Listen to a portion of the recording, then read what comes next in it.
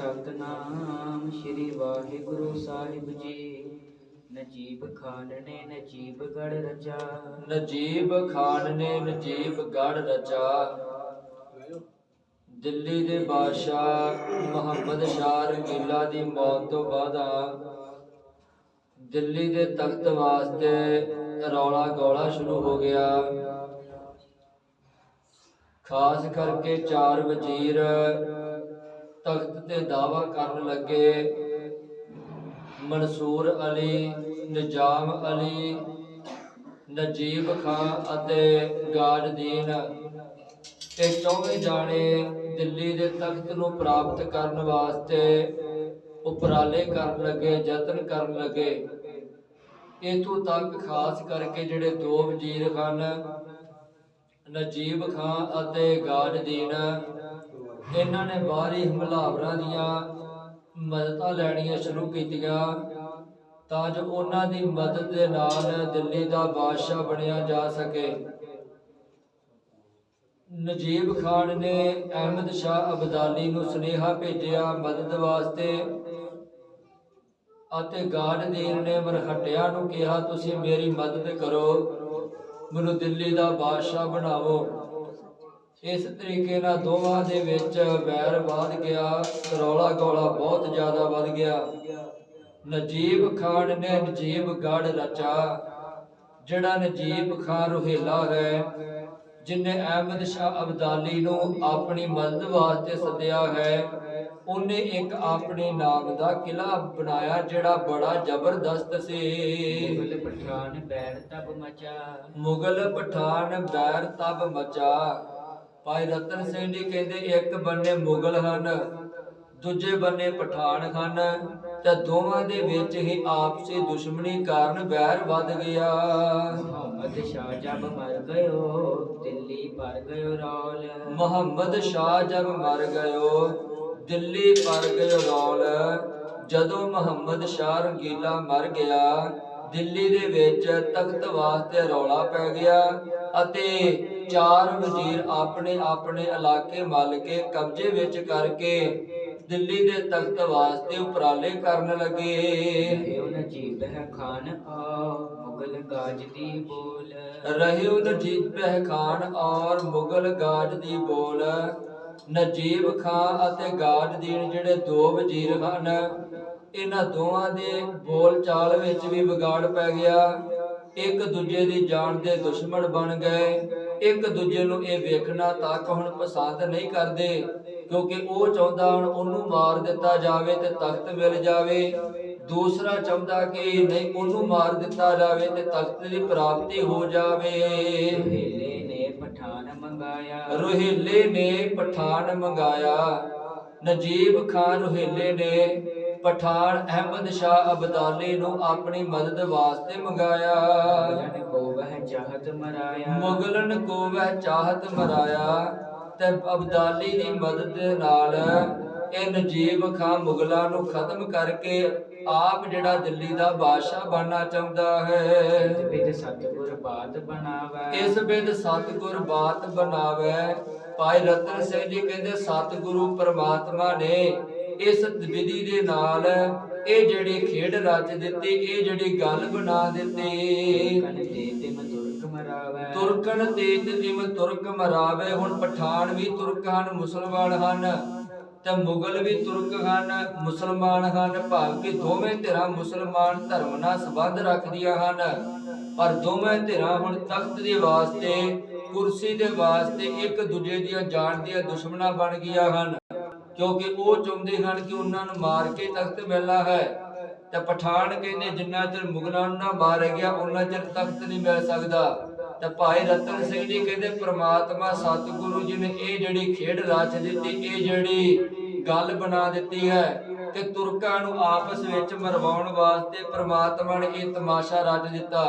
ਕਿਉਂਕਿ ਬਾਣੀ ਵਿੱਚੋਂ ਆਪਾਂ ਪਹਿਲਾਂ ਵੀ ਵਿਚਾਰਿਆ ਸੀ, ਇਹ ਪ੍ਰਮਾਤਮਾ ਦੀ ਇੱਕ ਅਜਿਹੀ ਖੇਡ ਹੈ ਜਿਹਨੂੰ ਆਮ ਮਨੁੱਖ ਦੇ ਵੱਸ ਦੀ ਗੱਲ ਨਹੀਂ ਕਿ ਉਹ ਸਮਝ ਸਕੇ, ਤੇ ਨਾ ਹੀ ਆਮ ਬੰਦਾ ਜਿਹੜਾ ਇਸ ਉਲਝਣ ਨੂੰ ਜਿਹੜਾ ਸਮਝਣ ਦਾ ਯਤਨ ਹੀ ਕਰ ਸਕਦਾ ਹੈ, ਕਿਉਂਕਿ ਇਸ ਚੀਜ਼ ਨੂੰ ਸਮਝਿਆ ਹੀ ਨਹੀਂ ਜਾ ਸਕਦਾ ਕਿ ਪ੍ਰਮਾਤਮਾ ਦੀ ਖੇਡ ਹੈ ਕਿ ਹਾਂ ਜਿਨ੍ਹਾਂ ਦੀ ਸੁਰਤ ਉੱਚੀ ਹੋ ਗਈ ਹੈ ਉਹਨਾਂ ਨੂੰ ਇਸ ਖੇਡ ਦੀ ਸਮਝ ਹੈ। ਪਰ ਉਹ ਖੇਡ ਨੂੰ ਜਿਹੜਾ ਵਾ ਇਦਾਂ ਵੇਖਦੇ ਹਨ ਜਿਵੇਂ ਭਗਤ ਕਬੀਰ ਜੀ ਕਹਿੰਦੇ ਗੂੰਗੇ ਨੂੰ ਗੁੜ ਖਵਾ ਦਿੱਤਾ ਜਾਵੇ ਤੇ ਗੁੜ ਖਵਾ ਕੇ ਗੂੰਗੇ ਨੂੰ ਪੁੱਛਿਆ ਜਾਵੇ ਕਿ ਇਹਦਾ ਸਾਨੂੰ ਸਵਾਦ ਦੱਸ। ਕਹਿੰਦੇ ਉਹ ਗੂੰਗਾ ਜਿਹੜਾ ਗੁੜ ਖਾ ਕੇ ਕਦੀ ਸਵਾਦ ਨਹੀਂ ਦੱਸ ਸਕਦਾ, ਇਸ਼ਾਰੇ ਕਰ ਸਕਦਾ ਹੱਥਾਂ ਦੇ ਨਾਲ, ਪਰ ਮੂੰਹ ਦੇ ਨਾਲ ਜ਼ਬਾਨ ਦੇ ਨਾਲ ਉਸ ਗੁੜ ਦਾ ਸਵਾਦ ਨਹੀਂ ਬਿਆਨ ਕਰ ਸਕਦਾ। ਇਸੇ ਤਰੀਕੇ ਨਾਲ ਜਿਹਨੂੰ ਖੇਡ ਦੀ ਸਮਝ ਆ ਜਾਂਦੀ ਹੈ ਉਹ ਇਸ ਖੇਡ ਨੂੰ ਮਾਣ ਤੇ ਸਕਦਾ ਹੈ, ਮਹਿਸੂਸ ਤੇ ਸਕਦਾ ਹੈ, ਪਰ ਉਸ ਖੇਡ ਨੂੰ ਜਿਹੜਾ ਆਮ ਮਨੁੱਖ ਨੂੰ ਸਮਝਾ ਨਹੀਂ ਸਕਦਾ ਕਿ ਇਹ ਖੇਡ ਭਾਣਾ ਵਰਤ ਕੀ ਰਿਹਾ ਹੈ। ਕਿਉਂਕਿ ਬ੍ਰਹਮ ਗਿਆਨੀ ਕੀ ਗਤ ਬ੍ਰਹਮ ਗਿਆਨੀ ਜਾਣੇ, ਕੇਵਲ ਬ੍ਰਹਮ ਗਿਆਨੀ ਹੀ ਜਾਣਦਾ ਹੈ। ਤੇ ਬ੍ਰਹਮ ਗਿਆਨੀ ਬਣਦਾ ਹੀ ਉਹ ਹੈ ਜਿਨੇ ਆਪਣੀ ਸੁਰਤ ਨੂੰ ਉੱਚਿਆ ਕਰਕੇ ਸ਼ਬਦ ਦੇ ਵਿੱਚ ਟਿਕਾ ਲਿਆ ਹੈ, ਜਿਨੇ ਆਪਣੀ ਸੁਰਤ ਨੂੰ ਉੱਚਿਆ ਕਰਕੇ ਨਾਮ ਦੇ ਵਿੱਚ ਟਿਕਾ ਲਿਆ ਹੈ। ਕਿਉਂਕਿ ਜਿਹਨੂੰ ਨਾਮ ਦੀ ਸਮਝ ਆ ਗਈ, ਨਾਮ ਦੇ ਵਿੱਚ ਸੁਰਤ ਜੁੜ ਗਈ, ਉਹਨੂੰ ਪ੍ਰਮਾਤਮਾ ਦੀ ਖੇਡ ਸਮਝ ਆ ਗਈ ਕਿ ਪ੍ਰਮਾਤਮਾ ਨੇ ਇਹ ਤਮਾਸ਼ਾ ਰਚਿਆ ਕੀ ਹੋਇਆ ਹੈ। ਸਤਿਗੁਰੂ ਜੀ ਦਾ ਇੱਕ ਬਚਨ ਆਉਂਦਾ ਹੈ ਬਾਣੀ ਵਿੱਚ। ਸਤਿਗੁਰੂ ਜੀ ਕਹਿੰਦੇ ਅਸਲ ਵਿੱਚ ਆ ਜਿਹੜੀ ਖੇਡ ਹੈ ਮਨੁੱਖ, ਇਹ ਤੇ ਬਾਜੀਗਰ ਦੀ ਖੇਡ ਪ੍ਰਮਾਤਮਾ ਨੇ ਬਣਾਈ ਹੋਈ ਹੈ।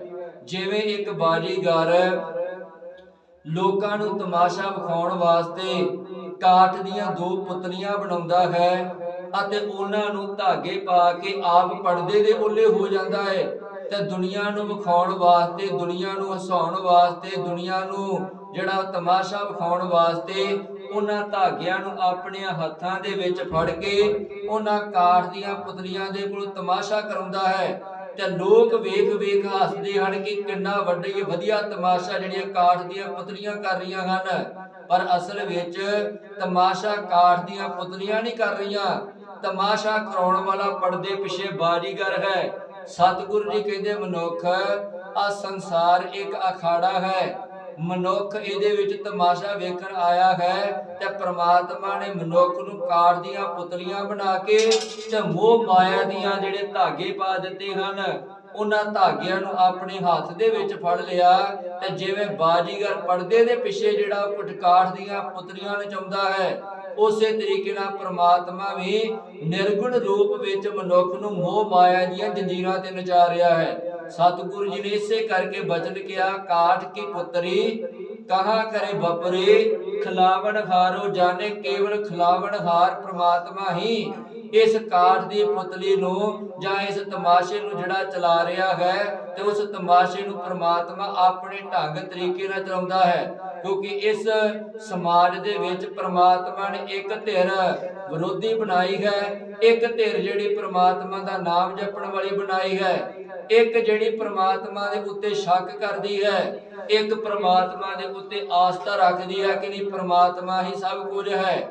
ਇਹ ਪ੍ਰਮਾਤਮਾ ਦੀ ਆਪ ਦੀ ਖੇਡ ਹੈ। ਕਿਉਂਕਿ ਜਪਜੀ ਸਾਹਿਬ ਦੀ ਬਾਣੀ ਵਿੱਚ ਖਾਸ ਕਰਕੇ ਦੋ ਪੌੜੀਆਂ ਸਤਿਗੁਰੂ ਜੀ ਨੇ ਇਸੇ ਸੰਬੰਧ ਚ ਰਚੀਆਂ ਹਨ, ਜਿਹੜੀਆਂ ਇੱਕ ਪੌੜੀ ਦੇ ਵਿੱਚ ਪ੍ਰਮਾਤਮਾ ਤੇ ਭਰੋਸਾ ਰੱਖਣ ਵਾਲੇ ਹਨ ਅਤੇ ਇੱਕ ਉਹ ਹਨ ਜਿਹੜੇ ਪ੍ਰਮਾਤਮਾ ਨੂੰ ਭੁੱਲ ਕੇ ਵਿਕਾਰਾਂ ਦੇ ਵਿੱਚ ਜਾਂ ਮਾੜੇ ਕੰਮਾਂ ਦੇ ਵਿੱਚ ਲੱਗੇ ਹੋਏ ਹਨ। ਸਤਿਗੁਰੂ ਜੀ ਦਾ ਬਚਨ ਆਪਾਂ ਸਾਰੇ ਪੜ੍ਹਦੇ ਹਾਂ, ਜਿਵੇਂ ਸਤਿਗੁਰੂ ਜੀ ਕਹਿੰਦੇ ਅਸੰਖ ਜਪ ਅਸੰਖ ਭਾਓ, ਅਸੰਖ ਪੂਜਾ ਅਸੰਖ ਤਪ ਤਾਓ, ਅਸੰਖ ਗ੍ਰੰਥ ਮੁਖ ਵੇਦ ਪਾਠ, ਅਸੰਖ ਜੋਗ ਮਨ ਰਹਿ ਉਦਾਸ। ਇਹ ਧਰਮੀਆਂ ਦੀ ਪੌੜੀ ਹੈ, ਵਿਸ਼ਵਾਸ ਰੱਖਣ ਵਾਲਿਆਂ ਦੀ ਪੌੜੀ ਹੈ। ਪਰ ਅਗਲੀ ਪੌੜੀ ਅਸੰਖ ਮੂਰਖ ਅੰਧ ਘੋਰ, ਅਸੰਖ ਚੋਰ ਹਰਾਮ ਖੋਰ, ਅਸੰਖ ਅਮਰ ਕਰ ਜਾਏ ਜੋਰ, ਅਸੰਖ ਗਲਵਡ ਹੱਤਿਆ ਕਮਾਏ। ਇਹ ਸਾਰੀ ਦੀ ਸਾਰੀ ਪੌੜੀ ਜਿਹੜੀ ਪ੍ਰਮਾਤਮਾ ਦੇ ਭੁੱਲੇ ਹੋਏ ਹਨ, ਜਿਹੜੇ ਪ੍ਰਮਾਤਮਾ ਨੂੰ ਮੰਨਣ ਵਾਸਤੇ ਤਿਆਰ ਨੇ, ਉਹਨਾਂ ਦੇ ਉੱਤੇ ਚਾਰੀ ਹੋਈ ਹੈ।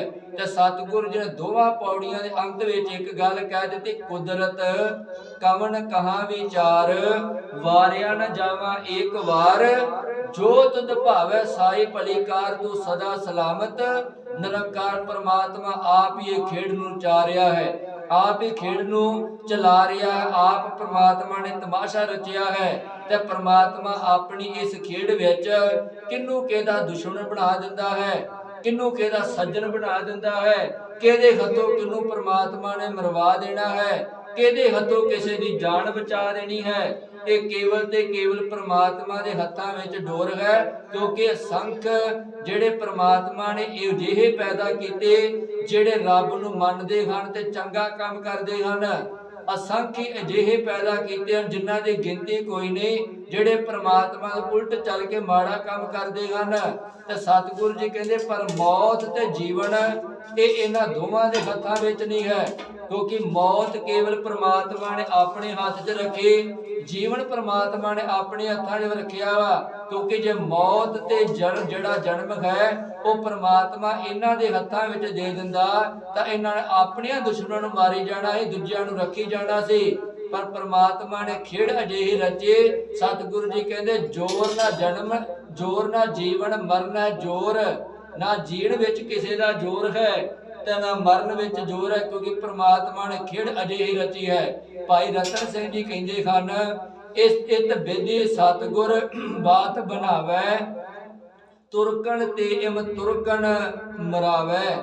ਪ੍ਰਮਾਤਮਾ ਸਤਿਗੁਰੂ ਜੀ ਨੇ ਇਹ ਵਿਧੀ ਇਹ ਗੱਲ ਬਣਾ ਦਿੱਤੀ, ਤੁਰਕ ਦੇ ਸਾਹਮਣੇ ਤੁਰਕ ਖੜਾ ਕਰ ਦਿੱਤਾ, ਇੱਕ ਬੰਨੇ ਪਠਾਨ ਖੜੇ ਕਰ ਦਿੱਤੇ, ਇੱਕ ਬੰਨੇ ਮੁਗਲ ਖੜੇ ਕਰ ਦਿੱਤੇ ਤੇ ਦੋਵੇਂ ਜਾਣੇ ਇੱਕ ਦੂਜਿਆਂ ਦੇ ਵਿੱਚ ਦੋਵਾਂ ਦੇ ਦੁਸ਼ਮਣ ਬਣਾ ਦਿੱਤੇ। ਤੇ ਪ੍ਰਮਾਤਮਾ ਇਹਨਾਂ ਦੋਵਾਂ ਨੂੰ ਆਪਣੇ ਖੇਡ ਦੇ ਮੁਤਾਬਕ ਦੋਵਾਂ ਨੂੰ ਲੜਾ ਕੇ ਮਰਵਾ ਰਿਹਾ ਹੈ। ਸਿੰਘਨ ਕੋ ਵਿੱਚ ਲੱਗ ਗਏ ਉਦਾਏ, ਤੇ ਸਿੱਖਾਂ ਦਾ ਦੋਵਾਂ ਧਿਰਾਂ ਦਾ ਆਪਸ ਵਿੱਚ ਵਿਰੋਧ ਦੇ ਕਾਰਨ ਦਾ ਲੱਗ ਗਿਆ ਹੈ। ਕਿਉਂਕਿ ਜਿਹੜਾ ਸਿੱਖ ਸਨ ਪਹਿਲਾਂ ਮੁਗਲਾਂ ਦਾ ਇਹਨਾਂ ਤੇ ਅੱਖ ਰਹਿੰਦੀ ਸੀ ਕਿ ਜਦੋਂ ਵੀ ਉਹਨਾਂ ਨੂੰ ਮੌਕਾ ਮਿਲਦਾ ਸੀ ਉਹ ਸਿੱਖਾਂ ਨੂੰ ਮਾਰਨ ਵਾਸਤੇ, ਸਿੱਖਾਂ ਦਾ ਘਾਣ ਕਰਨ ਵਾਸਤੇ ਯਤਨ ਤੇ ਯਤਨ ਕਰਦੇ ਰਹਿੰਦੇ ਸਨ। ਪਰ ਜਦੋਂ ਬਾਹਰੀ ਹਮਲਾਵਰ ਆਉਂਦਾ ਸੀ ਤਾਂ ਮੁਗਲਾਂ ਨੂੰ ਆਪਣੇ ਹੱਥਾਂ ਪੈਰਾਂ ਦੀ ਪੈ ਜਾਂਦੀ ਸੀ, ਜਿਸ ਕਰਕੇ ਮੁਗਲਾਂ ਦਾ ਧਿਆਨ ਉਧਰ ਹੋ ਜਾਣਾ ਅਤੇ ਸਿੱਖਾਂ ਦਾ ਦਾਅ ਲੱਗ ਜਾਣਾ। ਸਿੱਖਾਂ ਨੇ ਆਪਣੀ ਤਾਕਤ ਨੂੰ ਵਧਾਉਣ ਲੱਗ ਪੈਣਾ। ਭਾਈ ਰਤਨ ਸਿੰਘ ਜੀ ਕਹਿੰਦੇ ਪ੍ਰਮਾਤਮਾ ਨੇ ਤੁਰਕ ਤੇ ਤੁਰਕ ਜਿਹੜੇ ਆਪਸ ਵਿੱਚ ਮਰਵਾ ਦਿੱਤੇ ਤੇ ਸਿੱਖਾਂ ਦਾ ਇਸ ਬਲਗਲਿਓ ਧਿਆਨ ਜਿਹੜਾ ਦਾਅ ਲੱਗ ਗਿਆ, ਉਹਨਾਂ ਨੂੰ ਆਪਣੀ ਤਾਕਤ ਵਧਾਉਣ ਦਾ ਮੌਕਾ ਮਿਲ ਗਿਆ। ਮਾਰੇ ਤੁਰਕਨ ਕੋ ਸਿੰਘ ਧਾਏ, ਕਿਉਂਕਿ ਸਿੱਖ ਵੀ ਧਾਵਾ ਕਰਕੇ ਤੁਰਕਾਂ ਨੂੰ ਮਾਰਦੇ ਹਨ। ਜਿਹੜੇ ਤੁਰਕ ਸਿੱਖਾਂ ਦੇ ਵੈਰੀ ਸਨ ਹੁਣ ਉਹਨਾਂ ਦੇ ਕੋਲੋਂ ਸਿੱਖ ਜਿਹੜੇ ਹਨ ਆਪਣਾ ਬਦਲਾ ਲੈਂਦੇ ਹਨ। ਓਏ ਦੋ ਵੀ ਖਾਲਸੇ ਮਾਰੇ, ਕਿਉਂਕਿ ਅਸਲ ਵਿੱਚ ਮੁਗਲ ਜਿਹੜੇ ਹਨ ਉਹ ਸਿੱਖਾਂ ਦੇ ਵੀ ਦੁਸ਼ਮਣ ਹਨ, ਪਠਾਨ ਵੀ ਸਿੱਖਾਂ ਦੇ ਦੁਸ਼ਮਣ ਹਨ। ਮੁਗਲ ਵੀ ਚਾਹੁੰਦੇ ਹਨ ਸਿੱਖ ਮਰ ਜਾਣ, ਪਠਾਨ ਵੀ ਚਾਹੁੰਦੇ ਹਨ ਸਿੱਖ ਮਰ ਜਾਣ। ਭਾਈ ਰਤਨ ਸਿੰਘ ਜੀ ਕਹਿੰਦੇ ਦੋਵੇਂ ਧਿਰਾਂ ਚਾਹੁੰਦੀਆਂ ਹਨ ਕਿ ਜਿਹੜੀ ਤੀਸਰੀ ਤਾਕਤ ਖੜੀ ਹੋ ਰਹੀ ਸਿੱਖਾਂ ਦੀ, ਇਸ ਤਾਕਤ ਨੂੰ ਕਿਸੇ ਨਾ ਕਿਸੇ ਤਰੀਕੇ ਖਤਮ ਕਰ ਦਿੱਤਾ ਜਾਵੇ। ਖਾਲਸੋ ਉਨ ਦੋਵਨ ਕੋ ਗਾਰੇ, ਪਰ ਖਾਲਸੇ ਨੇ ਇਹਨਾਂ ਦੋਵਾਂ ਨੂੰ ਜਿਹੜੀ ਮਾਤ ਦਿੱਤੀ ਹੈ, ਖਾਲਸੇ ਨੇ ਤੁਰਕਾਂ ਨੂੰ ਵੀ ਮਾਤ ਦਿੱਤੀ ਤੇ ਖਾਲਸੇ ਨੇ ਪਠਾਨਾਂ ਨੂੰ ਵੀ ਮਾਰ ਦਿੱਤੀ। ਖਾਲਸੇ ਨੇ ਨਾ ਤੁਰਕਾਂ ਨੂੰ ਛੱਡਿਆ ਤੇ ਨਾ ਖਾਲਸੇ ਨੇ ਪਠਾਨਾਂ ਨੂੰ ਛੱਡਿਆ, ਦੋਵਾਂ ਨੂੰ ਖਾਲਸੇ ਨੇ ਮਾਰ ਕੇ ਰੱਖ ਦਿੱਤਾ। ਗਾਜ ਦੀ ਸੱਦੇ ਮਰਹੱਟੇ ਘੇਰਿਓ ਰੋਹੀਲੇ ਆਏ, ਗਾਜ ਦੀ ਸੱਦੇ ਮਰਹੱਟੇ ਘੇਰਿਓ ਰੋਹੀਲੇ ਆਏ। ਭਾਈ ਰਤਨ ਸਿੰਘ ਜੀ ਕਹਿੰਦੇ ਨਜੀਬ ਖਾਂ ਰੋਹੀਲੇ ਨੇ ਆਪਣੇ ਨਾਮ ਦੇ ਉੱਤੇ ਇੱਕ ਕਿਲਾ ਰਚਿਆ, ਉਹਦੇ ਵਿੱਚ ਆਪਣੀ ਰਿਹਾਇਸ਼ ਬਣਾ ਲਈ, ਆਪਣਾ ਥਾਂ ਟਿਕਾਣਾ ਬਣਾ ਲਿਆ। ਤੇ ਜਿਹੜਾ ਗਾਡਦੀਨ ਸੀ ਉਹਨੇ ਮਰਹੱਟਿਆਂ ਨੂੰ ਸੱਦ ਕੇ ਇਹਨੂੰ ਨਜੀਬ ਖਾਂ ਨੂੰ ਮਾਰਨ ਵਾਸਤੇ ਇਹਨੂੰ ਘੇਰਾ ਪਾ ਲਿਆ, ਇਹਨੂੰ ਘੇਰ ਲਿਆ। ਤੇ ਅਹਿਮਦ ਸ਼ਾਹ ਹੈ ਪਠਾਨ ਸੁਲਇਓ ਬੁਲਾਏ, ਤਿਸ ਤੇ ਅਹਿਮਦ ਸ਼ਾਹ ਹੈ ਪਠਾਨ ਸੁਲਇਓ ਬੁਲਾਏ। ਕਿਉਂਕਿ ਜਿਹੜਾ ਅਹਿਮਦ ਸ਼ਾਹ ਬਦਾਲੀ ਸੀ ਉਹਨੇ ਕਾਬਲ ਦੀ ਧਰਤੀ ਤੋਂ ਆਉਣਾ ਸੀ ਤੇ ਆਉਣ ਲੱਗਿਆ ਉਹਨੂੰ ਸਮਾਂ ਲੱਗਣਾ ਸੀ, ਕਿਉਂਕਿ ਕਈ ਦੇਸ਼ਾਂ ਦੇ ਵਿੱਚੋਂ ਲੰਘ ਕੇ, ਪੰਜਾਬ ਦੇ ਵਿੱਚੋਂ ਲੰਘ ਕੇ ਫਿਰ ਦਿੱਲੀ ਤੱਕ ਪਹੁੰਚਣਾ ਹੈ। ਪਰ ਮਹੱਟਿਆਂ ਨੇ ਉਹਨਾਂ ਨੂੰ ਜ਼ਿਆਦਾ ਪੈੜਾ ਤੈਅ ਕਰਨ ਦੀ ਲੋੜ ਨਹੀਂ ਸੀ, ਉਹਨਾਂ ਤੇ ਮਿੰਟੋ ਮਿੰਟ ਆ ਜਾਣਾ ਸੀ, ਜਿਸ ਕਰਕੇ ਮਰਹੱਟੇ ਪਹਿਲਾਂ ਆ ਗਏ ਇਸ ਗਾਡ ਦੇਣ ਦੀ ਮਦਦ ਕਰਨ ਵਾਸਤੇ। ਤੇ ਮਦਦ ਕਰਦਿਆਂ ਹੋਇਆ ਇਹਨਾਂ ਨੇ ਘੇਰ ਲਿਆ ਨਜੀਬ ਖਾਂ ਨੂੰ। ਤਾਂ ਨਜੀਬ ਖਾਂ ਨੇ ਜਿਹੜਾ ਗੁਪਤ ਤਰੀਕੇ ਰਾਹੀਂ ਚਿੱਠੀ ਭੇਜੀ ਹੈ ਕਿ ਮੈਨੂੰ ਆ ਕੇ ਬਦਾਲੀ ਛੇਤੀ ਵਿਚਾਲਾ, ਜੇ ਤੂੰ ਟਾਈਮ ਨਾਲ ਨਾ ਆਇਆ ਇਹਨਾਂ ਨੇ ਮੈਨੂੰ ਮਾਰ ਦੇਣਾ ਹੈ ਤੇ ਤੇਰੇ ਮੇਰੇ ਮਰਨ ਤੋਂ ਬਾਅਦ ਤੇਰੇ ਆਏ ਹੋਏ ਦਾ ਕੀ ਲਾਭ। ਜੇ ਆਉਣਾ ਤੇ ਹੁਣੇ ਕਿਸੇ ਤਰੀਕੇ ਨਾਲ ਆ ਕੇ ਮੇਰੀ ਮਦਦ ਕਰ। ਤੇ ਭਾਈ ਰਤਨ ਸਿੰਘ ਜੀ ਕਹਿੰਦੇ ਜਦੋਂ ਅਹਿਮਦ ਸ਼ਾਹ ਅਬਦਾਲੀ ਨੂੰ ਸੁਨੇਹਾ ਮਿਲਿਆ ਕਿ ਨਜੀਬ ਖਾਨ ਨੂੰ ਘੇਰ ਲਿਆ ਹੈ ਤੇ ਜਿਹੜਾ ਅਹਿਮਦ ਸ਼ਾਹ ਅਬਦਾਲੀ ਨੇ ਕਈ ਪੜਾਅ ਕਰਨੇ ਸਨ, ਉਹਨਾਂ ਪੜਾਵਾਂ ਨੂੰ ਘਟਾ ਕੇ ਛੇਤੀ ਤੋਂ ਛੇਤੀ ਦਿੱਲੀ ਆਉਣ ਦਾ ਉਹਨੇ ਯਤਨ ਕੀਤਾ। अहमद शाह बुलाया ਤਬ ਉਹਨ ਅਹਿਮਦ ਸ਼ਾਹ ਬੁਲਾਇਆ। ਨਜੀਬ ਖਾਨ ਨੇ ਅਹਿਮਦ ਸ਼ਾਹ ਅਬਦਾਲੀ ਨੂੰ ਆਪਣੀ ਮਦਦ ਉੱਤੇ ਬੁਲਾਇਆ। आन हुसैने सो छुड़ाया ਆਨ ਉਸੇ ਨੇ ਸ਼ੋ ਛਡਾਇਆ ਤੇ ਇਸ ਅਹਿਮਦ ਸ਼ਾਹ ਅਬਦਾਲੀ ਨੇ ਆ ਕੇ ਇਸ ਨਜੀਬ ਖਾਨ ਨੂੰ ਫਿਰ ਛਡਾਇਆ ਹੈ। ਉਹਨਾਂ ਮਰਹਟਿਆਂ ਨੂੰ ਭਜਾਇਆ, ਉਸ ਗਾਜਦੀਨ ਦੀ ਫੌਜ ਨੂੰ ਭਜਾਇਆ ਅਤੇ ਨਜੀਬ ਖਾਨ ਨੂੰ ਛਡਾ ਦਿੱਤਾ। लाहौर सरहंद हुसैने मल्ली ਲਾਹੌਰ ਸਰਹੰਦ ਉਸੇ ਨੇ ਮੱਲੀ। ਲਾਹੌਰ ਅਤੇ ਸਰਹੰਦ ਇਹਨਾਂ ਦੋਵਾਂ ਦੇ ਉੱਤੇ ਅਹਿਮਦ ਸ਼ਾਹ ਦਾ ਕਬਜ਼ਾ ਹੈ, ਕਿਉਂਕਿ ਜਦੋਂ ਪੰਜਾਬ ਵੱਲ ਨੂੰ ਆ ਰਿਹਾ ਸੀ, ਕਾਬਲ ਦੀ ਧਰਤੀ ਤੋਂ ਐ ਨੂੰ ਆ ਰਿਹਾ ਸੀ, ਪਹਿਲਾਂ ਇਹਨੇ ਲਾਹੌਰ ਦੇ ਉੱਤੇ ਕਬਜ਼ਾ ਕੀਤਾ ਤੇ ਫਿਰ ਇਹਨੇ ਆ ਕੇ ਸਰਹੰਦ ਦੇ ਉੱਤੇ ਕਬਜ਼ਾ ਕੀਤਾ, ਕਿਉਂਕਿ ਸਰਹੰਦ ਦਿੱਲੀ ਦੀ ਸੱਜੀ ਬਾਹ ਹੈ। छुड़ाए लई मरहटे ते दिल्ली ਗਾਡ ਦੀ ਲਈ ਛੁਡਾਏ ਲਈ ਮਰਹੱਟੇ ਤੇ ਦਿੱਲੀ ਅਤੇ ਮਰਹੱਟਿਆਂ ਦੇ ਕੋਲੋਂ ਵੀ ਅਹਿਮਦ ਸ਼ਾਹ ਅਬਦਾਲੀ ਨੇ ਮਦਦ ਦੇ ਨਾਲ ਨਜੀਬ ਖਾਨ ਨੇ ਦਿੱਲੀ ਨੂੰ ਛੁਡਾ ਲਿਆ। गाजदी फिर मरहटे बुलाए ਗਾਡ ਦੀ ਫਿਰ ਮਰਹੱਟੇ ਬੁਲਾਏ। ਗਾਡ ਦੀ ਨੇ ਜਿਹੜਾ ਫਿਰ ਮਰਹੱਟਿਆਂ ਨੂੰ ਬੁਲਾਇਆ ਹੈ ਕਿ ਤੁਸੀਂ ਮੇਰੀ ਆ ਕੇ ਚੰਗੀ ਤਰ੍ਹਾਂ ਮਦਦ ਕਰੋ। हेले दे गिरद करवाए ਸੋ ਰੋਹੇਲੇ ਦੇ ਗਿਰਦ ਕਰਵਾਏ। ਉਹਨੇ ਫਿਰ ਨਜੀਬ ਖਾਨ ਦੇ ਮਰਹੱਟਿਆਂ ਨੂੰ ਜਿਹੜਾ ਦਿਵਾਲੇ ਕਰਾ ਦਿੱਤਾ ਹੈ। हेले ने फिर सदे पठान ਰੋਹੇਲੇ ਨੇ ਫਿਰ ਸਦੇ ਪਠਾਨ। ਰੋਹੇਲੇ ਨੇ ਜਿਹੜਾ ਫਿਰ ਪਠਾਨਾਂ ਨੂੰ ਸੱਦ ਲਿਆ ਕਿ ਤੂੰ ਮੇਰੀ ਮਦਦ ਚੰਗੀ ਤਰ੍ਹਾਂ ਕਰਕੇ ਜਾ। ਇਹ ਤੇ ਦੁਸ਼ਮਣ ਫਿਰ ਆ ਜਾਂਦਾ, ਇਹਨਾਂ ਤੇ ਮੈਨੂੰ ਏਦਾਂ ਜੀਣੇ ਹੀ ਨਹੀਂ ਦੇਣਾ, ਇਹਨਾਂ ਨੂੰ ਚੰਗੀ ਤਰੀਕੇ ਨਾਲ ਸਬਕ ਸਿਖਾ ਕੇ ਜਾ।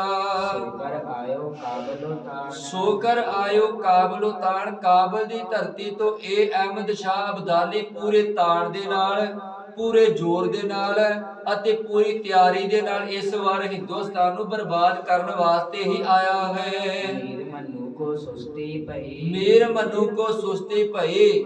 ਭਾਈ ਰਤਨ ਸਿੰਘ ਜੀ ਕਹਿੰਦੇ ਜਿਸ ਵਕਤ ਮੀਰ ਮਨੂ ਇਹ ਲਾਹੌਰ ਦਾ ਨਵਾਬ ਬਣਿਆ ਸੀ ਤਾਂ ਇਹਨੂੰ ਜਦੋਂ ਪਤਾ ਲੱਗਾ ਕਿ ਅਹਿਮਦ ਸ਼ਾਹ ਅਬਦਾਲੀ ਆਪਣਾ ਤੀਸਰਾ ਹਮਲਾ ਕਰਨ ਵਾਸਤੇ ਹਿੰਦੁਸਤਾਨ ਆ ਰਿਹਾ ਹੈ, ਕਿਉਂਕਿ ਜਦੋਂ ਇਹ ਦੂਜਾ ਹਮਲਾ ਸੀ ਉਦੋਂ ਵੀ ਜਿਹੜਾ ਮੀਰ ਮਨੂ ਇਹਦੇ ਹੱਥੋਂ ਹਾਰ ਗਿਆ ਸੀ, ਪਰ ਆਪਣੀ ਜਾਨ ਬਚਾਉਣ ਦੀ ਖਾਤਰ ਇਹਨੇ 24 ਲੱਖ ਰੁਪਈਆ ਦੇ ਕੇ ਅਹਿਮਦ ਸ਼ਾਹ ਅਬਦਾਲੀ ਨੂੰ ਜਿਹੜਾ ਵਾ ਉਹਦੀ ਗੁਲਾਮੀ ਸਵੀਕਾਰ ਕਰ ਲਈ ਸੀ ਕਿ ਤੂੰ ਮੇਰੀ ਜਾਨ ਛੱਡ ਦੇ, ਮੈਂ ਤੇਰੇ ਅੰਡਰ ਹੋ ਕੇ ਤੇਰਾ ਗੁਲਾਮ ਬਣ ਕੇ ਹੀ ਜਿਹੜਾ ਮੈਂ ਲਾਹੌਰ ਤੇ ਰਾਜ ਕਰਾਂਗਾ। ਤੇ ਇਹ 24 ਲੱਖ ਰੁਪਈਆ ਦੇ ਕੇ ਦੂਜੇ ਹਮਲੇ ਦੇ ਵਿੱਚ ਅਹਿਮਦ ਸ਼ਾਹ ਅਬਦਾਲੀ ਨੂੰ ਮੋੜ ਦਿੱਤਾ ਸੀ। ਪਰ ਜਦੋਂ ਹੁਣ ਤੀਜੀ ਵਾਰੀ ਤਿਆਰੀ ਹੋਈ ਅਹਿਮਦ ਸ਼ਾਹ ਅਬਦਾਲੀ ਦੀ, ਕਿਉਂਕਿ ਮੀਰ ਮਨੂ ਨੇ ਜਦੋਂ ਦੂਸਰੀ ਵਾਰੀ ਮੋੜ ਦਿੱਤਾ, ਇਹਨੇ ਜਿਹੜਾ ਟੈਕਸ ਦੇਣਾ ਕੀਤਾ ਸੀ 24 ਲੱਖ ਰੁਪਈਆ ਅਤੇ ਸਾਲ ਪ੍ਰਤੀ ਦੇਣਾ ਕੀਤਾ ਸੀ, ਉਹ ਟੈਕਸ ਇਹਨੇ ਦੇਣਾ ਬੰਦ ਕਰਤਾ। ਅਤੇ ਜਦੋਂ ਟੈਕਸ ਨਾ ਮਿਲਿਆ ਅਹਿਮਦ ਸ਼ਾਹ ਅਬਦਾਲੀ ਨੂੰ ਤੇ ਉਧਰੋਂ ਦਿੱਲੀ ਵੱਲੋਂ ਸੁਨੇਹਾ ਮਦਦ ਦਾ ਆ ਗਿਆ ਤੇ ਇਸ ਮੀਰ ਮਨੂ ਨੂੰ ਹੱਥਾਂ ਪੈਰਾਂ ਦੀ ਪੈ ਗਈ ਕਿ ਮੈਂ ਤੇ ਅੱਗੇ ਮਹਾ ਕਿਤੇ ਅਬਦਾਲੀ ਕੋਲੋਂ ਜਾਨ ਛਡਾਈ ਹੈ, ਪਰ ਇਸ ਵਾਰੀ ਜੇ ਅਬਦਾਲੀ ਆ ਗਿਆ ਤੇ ਉਹਨੇ ਮੈਨੂੰ ਛੱਡਣਾ ਨਹੀਂ। ਜਿਸ ਕਰਕੇ ਖਬਰਾਂ ਸੁਣਦੇ ਸਾਰ ਮੀਰ ਮਨੂ ਨੂੰ ਸੁਸਤੀ ਤੋਂ ਭਾਵ ਕਿ ਉਹਨੂੰ ਆਪਣੀ ਜਾਨ ਦੀ ਫਿਕਰ ਪੈ ਗਈ, ਉਹਨੂੰ ਝੌਰੇ ਲੱਗ ਗਏ, ਉਹ ਬਹੁਤ ਜ਼ਿਆਦਾ ਡਰ ਗਿਆ। दिल्ली ते कुछ मदद न आई ਦਿੱਲੀ ਤੇ ਕੁਝ ਮਦਦ ਨਾ ਆਈ, ਕਿਉਂਕਿ ਦਿੱਲੀ ਵਾਲਿਆਂ ਨੂੰ ਆਪ ਨੂੰ ਫਿਕਰ ਪਿਆ ਹੋਇਆ ਹੈ। ਦਿੱਲੀ ਵਾਲੇ ਆਪ ਜਿਹੜੇ ਮੁਸੀਬਤ ਤੇ ਮਾਰੇ ਹੋਏ ਹਨ, ਉਹਨਾਂ ਨੂੰ ਆਪ ਨੂੰ ਸਮਝ ਕੋਈ ਨਹੀਂ ਆ ਰਹੀ ਕਿ ਤਖਤ ਤੇ ਕਿਹਨੂੰ ਬਿਠਾਇਆ ਜਾਵੇ ਕਿਹਨੂੰ ਨਾ ਬਿਠਾਇਆ ਜਾਵੇ। ਉਹ ਆਪਣੇ ਰੌਲੇ ਵਿੱਚ ਲੱਗੇ ਹੋਏ ਹਨ, ਜਿਸ ਕਰਕੇ ਇਸ ਮੀਰ ਮਨੂ ਦੀ ਮਦਦ ਦਿੱਲੀ ਵੱਲੋਂ ਭੋਰਾ ਜਿੰਨੀ ਵੀ ਨਹੀਂ ਆਈ। काबली सहादरे भरियो ਆਨ ਕਾਬਲੀ ਸ਼ਹਾਦਰੇ ਭਰਿਓ। ਅਹਿਮਦ ਸ਼ਾਹ ਅਬਦਾਲੀ ਕਾਬਲ ਦੀ ਧਰਤੀ ਤੋਂ ਤੁਰਿਆ ਅਤੇ ਇੱਕ ਸ਼ਾਹਦਰੇ ਸ਼ਹਿਰ ਹੈ, ਉੱਥੇ ਆ ਕੇ ਇਹਨੇ ਆਪਣਾ ਪੜਾਅ ਕੀਤਾ। विच लाहौर कौड़ा मल ਮਲ ਅੜਿਓ ਵਿੱਚ ਲਾਹੌਰ ਕੌੜਾ ਮਲ ਅੜਿਓ। ਤੇ ਇਹ ਕੌੜਾ ਮਲ ਲਾਹੌਰ ਤੋਂ ਫਿਰ ਤੁਰਿਆ ਅਹਿਮਦ ਸ਼ਾਹ ਅਬਦਾਲੀ ਦਾ ਮੁਕਾਬਲਾ ਕਰਨ ਵਾਸਤੇ ਕਿ ਅਹਿਮਦ ਸ਼ਾਹ ਅਬਦਾਲੀ ਨੂੰ ਮੈਂ ਰੋਕ ਕੇ ਆਉਣਾ ਹਾਂ। ਸਿੰਘਨ ਕੋ ਲਿਖਿਓ ਬਣਾਈ ਤਿਵਨ ਸਿੰਘਨ ਕੋ ਲਿਖਿਓ ਬਣਾਈ। ਪਰ ਕੌੜਾ ਮਲ ਨੇ ਅਹਿਮਦ ਸ਼ਾਹ ਅਬਦਾਲੀ ਨੂੰ ਮੁਕਾਬਲਾ ਕਰਨ ਤੋਂ ਜਾਣ ਤੋਂ ਪਹਿਲਾਂ ਉਹਨੇ ਜਿਹੜਾ ਸਿੱਖਾਂ ਦੀ ਮਦਦ ਲੈਣੀ ਕੀਤੀ ਹੈ, ਕਿਉਂਕਿ ਇਹਨੂੰ ਪਤਾ ਸੀ ਕਿ ਸਿੱਖਾਂ ਤੋਂ ਬਿਨਾ ਸਾਡਾ ਕੋਈ ਸਹਾਰਾ ਨਹੀਂ। ਕੌੜਾ ਮਲ ਨੂੰ ਪਤਾ ਸੀ ਕਿ ਸਿੱਖਾਂ ਤੋਂ ਬਿਨਾ ਅਹਿਮਦ ਸ਼ਾਹ ਅਬਦਾਲੀ ਨੂੰ ਹਰਾਉਣਾ ਔਖਾ ਹੈ, ਜਿਸ ਕਰਕੇ ਇਹਨੇ ਮੀਰ ਮੰਨੂ ਨੂੰ ਸਾਰੀ ਗੱਲ ਸਮਝਾਈ ਤੇ ਮੀਰ ਮੰਨੂ ਨੂੰ ਸਾਰੀ ਗੱਲ ਸਮਝਾ ਕੇ ਸਿੱਖਾਂ ਦੀ ਮਦਦ ਵਾਸਤੇ ਇਹ ਕੌੜਾ ਮਲ ਆਇਆ, ਕਿਉਂਕਿ ਸਿੱਖਾਂ ਨੇ ਇਹ ਮਦਦ ਕੀਤੀ ਤੇ ਮਦਦ ਕਰਦਿਆਂ ਹੋਇਆਂ ਸ਼ਾਹ ਨਵਾਜ਼ ਨੂੰ ਵੀ ਮਾਰਿਆ ਤੇ ਮੁੜ ਕੇ ਅਬਦਾਲੀ ਦੇ ਨਾਲ ਮੁਕਾਬਲਾ ਕਰਨ ਵਾਸਤੇ ਵੀ ਸਿੱਖ ਜਿਹੜੇ ਗਏ। ਭਾਈ ਰਤਨ ਸਿੰਘ ਜੀ ਕਹਿੰਦੇ ਹਨ, ਜਿਸ ਵਕਤ ਕੌੜਾ ਮਲ ਮੀਰ ਮੰਨੂ ਨਾਲ ਸਾਰੀ ਗੱਲਬਾਤ ਕਰਕੇ ਉਹਨੂੰ ਸਾਰੀ ਗੱਲ ਸਮਝਾ ਕੇ ਸਿੱਖਾਂ ਦੀ ਸੁਲ੍ਹਾ ਵਾਸਤੇ ਆਇਆ ਤੇ ਜਿਹੜਾ ਜੋ ਕੁਝ ਸਿੱਖਾਂ ਨੂੰ ਚਾਹੀਦਾ ਸੀ ਮੀਰ ਮੰਨੂ ਨੇ ਉਹ ਸਾਰਾ ਕੁਝ ਸਿੱਖਾਂ ਨੂੰ ਲਿਖ ਕੇ ਕੌੜਾ ਮਲ ਦੇ ਰਾਹੀਂ ਚਿੱਠੀ ਵਿੱਚ ਭੇਜ ਦਿੱਤਾ। ਤੁਮ ਹਿੰਦੂ ਇੱਕ ਗੁਰ ਭਾਈ ਹਮ ਤੁਮ ਹਿੰਦੂ ਇੱਕ ਗੁਰ ਭਾਈ। ਤੇ ਕੌੜਾ ਮਲ ਆ ਕੇ ਕਹਿੰਦਾ, ਖਾਲਸਾ ਜੀ ਅਸੀਂ ਹਿੰਦੂ ਤੁਸੀਂ ਸਿੱਖ ਇੱਕ ਭਾਈ ਹਾਂ। ਤੁਸੀਂ ਜਿਹੜਾ ਸਾਡੀ ਮਦਦ ਕਰ ਦਵੋ, ਕਿਉਂਕਿ ਤੁਹਾਡੀ ਮਦਦ ਤੋਂ ਬਿਨਾ ਅਸੀਂ ਜਿਹੜਾ ਅਹਿਮਦ ਸ਼ਾਹ ਅਬਦਾਲੀ ਨੂੰ ਨਹੀਂ ਹਰਾ ਸਕਦੇ, ਕਿਉਂਕਿ ਤੁਸੀਂ ਹੀ ਜੇ ਇੱਕ ਤਾਕਤ ਜੇ ਜੋ ਅਹਿਮਦ ਸ਼ਾਹ ਅਬਦਾਲੀ ਦਾ ਮੁਕਾਬਲਾ ਕਰ ਸਕਦੀ ਹੈ। ਮੀਰ ਮੰਨੂ ਡਰਿਆ ਹੋਇਆ ਹੈ। ਉਧਰ ਮੁਲਤਾਨ ਤੋਂ ਸ਼ਾਹ ਨਵਾਜ਼ ਨੇ ਬਗਾਵਤ ਕੀਤੀ ਹੋਈ ਸੀ, ਜਿਸ ਕਰਕੇ ਇਸ ਕੌੜਾ ਮਲ ਨੇ ਸਾਰੀ ਗੱਲ ਆ ਕੇ ਇਸ ਨਾਲ ਸਿੱਖਾਂ ਨੂੰ ਦੱਸੇ ਤੇ ਸਿੱਖਾਂ ਦੇ ਕੋਲੋਂ ਮਦਦ ਮੰਗੀ। ਦੀਨ ਮਜਬ ਕੀ ਬਾਤ ਸੁਣਾਈ ਦੀਨ ਮਜਬ ਕੀ ਬਾਤ ਸੁਣਾਈ। ਧਰਮ ਦੀ ਗੱਲ ਜਿਹੜੀ ਆ ਕੇ ਸੁਣਾਈ ਹੈ, ਧਰਮ ਦਾ ਵਾਸਤਾ ਪਾਇਆ ਕਿ ਧਰਮ ਵਾਸਤੇ ਸਾਡੀ ਮਦਦ ਕੀਤੀ ਜਾਵੇ। ਜਿਨ ਕੋ ਤੁਮ ਦੇਹੋ ਹਟਾਈ ਗਿਲਜਣ ਕੋ ਤੁਮ ਦੇਹੋ ਹਟਾਈ। ਤੇ ਇਹ ਜਿਹੜੇ ਗਿਲਜੇ ਆਏ ਹਨ, ਅਹਿਮਦ ਸ਼ਾਹ ਅਬਦਾਲੀ ਆ ਰਿਹਾ ਹੈ, ਇਹਨਾਂ ਨੂੰ ਤੁਸੀਂ ਹਟਾ ਦਵੋ ਤਾਂ ਜੋ ਇਹਨਾਂ ਵੱਲੋਂ ਸਾਡਾ ਖਹਿੜਾ ਸੁੱਟ ਜਾਵੇ ਤੇ ਸਾਡਾ ਜਿਹੜਾ ਰਾਜ ਭਾਗ ਉਹਦਾ ਬਣਿਆ ਰਹੇ। ਤੁਹਾਨੂੰ ਜੋ ਚਾਹੀਦਾ ਉਹ ਮਿਲ ਜਾਵੇਗਾ, ਤੁਸੀਂ ਬਸ ਸਾਡੀ ਮਦਦ ਕਰ ਦਵੋ, ਤੁਹਾਡੀਆਂ ਸ਼ਰਤਾਂ ਜਿਹੜੀਆਂ ਪੂਰੀਆਂ ਕੀਤੀਆਂ ਜਾਣਗੀਆਂ। ਸਿੱਖ ਫਿਰ ਕਿਵੇਂ ਮਦਦ ਕਰਦੇ ਹਨ ਉਹ ਵਿਚਾਰ ਆਪਾਂ ਕੱਲ ਨੂੰ ਕਰਾਂਗੇ। ਇੰਨੀਆਂ ਬੇਨਤੀਆਂ ਪ੍ਰਵਾਨ ਕਰਨੀਆਂ, ਵਿਚਾਰਾਂ ਕਰਦਿਆਂ ਬੇਅੰਤ ਗਲਤੀਆਂ ਹੋਈਆਂ ਨੇ। ਗੁਰੂ ਅਤੇ ਸੰਗਤ ਬਖਸ਼ਣਹਾਰ ਹੈ। ਵਾਹਿਗੁਰੂ ਜੀ ਕਾ ਖਾਲਸਾ, ਵਾਹਿਗੁਰੂ ਜੀ ਕੀ ਫਤਿਹ।